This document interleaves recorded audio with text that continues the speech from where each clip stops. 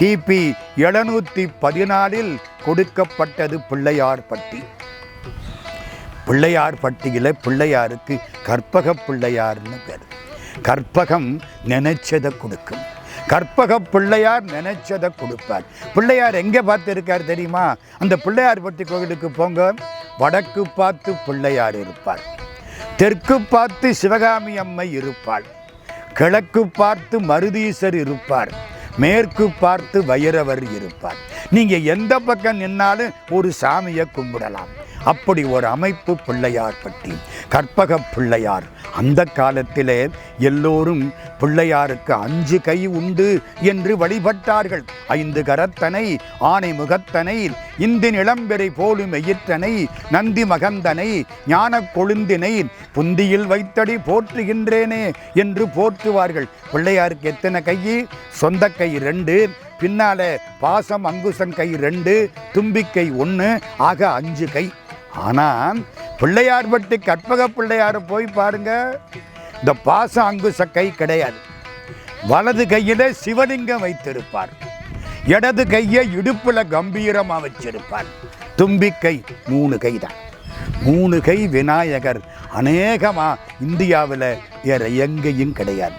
குன்னக்குடியில் ஒரு தூணில் ஒரு சிற்பம் இருக்கு, ஆப்கானிஸ்தானத்தில் ஒரு சிற்பம் இருக்கு அப்படின்னு சொல்றாங்க. கற்பக பிள்ளையார் கிட்டத்தட்ட 6.5 அடி உயரம், உட்கார்ந்த திருமேனி, ஒரு தும்பிக்கை, வலப்பக்கம் வலஞ்சுழி விநாயகர்.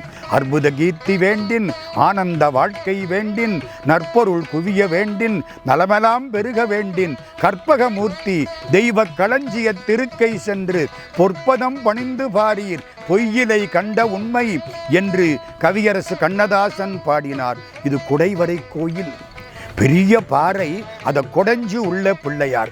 பிள்ளையாருக்கு பின்பக்கம் தெரியாது, மலையோட மலையா இருக்கும். அது புடைப்பு சிற்பம்.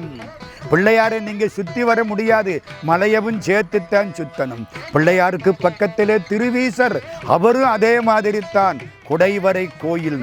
திருவேட்பூருடையார்களிலே இளைய சகோதரர்கள் இந்த கோயிலை தங்களுக்குரிய கோயிலாக பின்னால் ஏற்றுக்கொண்டார்கள். கற்பக பிள்ளையாருக்கு தேசி விநாயக பிள்ளையார்னு பேர்.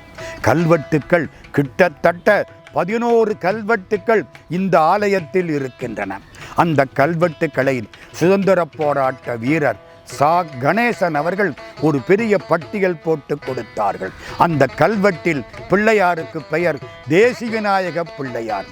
கவிமணி தேசிக விநாயகம் பிள்ளை என்று ஒரு கவிஞர் வாழ்ந்தார். அதாவது நம்ம நாகர்கோயில் பக்கம், அவருக்கு பேரு தேசி விநாயக பிள்ளையார். பேரை வச்சு தேசிக விநாயகம் பிள்ளை. அதனாலே பழைய பெயர் தேசி விநாயக பிள்ளையார். 1899 இன்றைக்கு இருக்கக்கூடிய பெரிய கோயில் கட்டப்பட்டது. பிள்ளையார்பட்டியிலே ஒரு அதிசயம் உண்டு தெரியுமா? ஒரு அலங்கார மண்டபம் இருக்கு.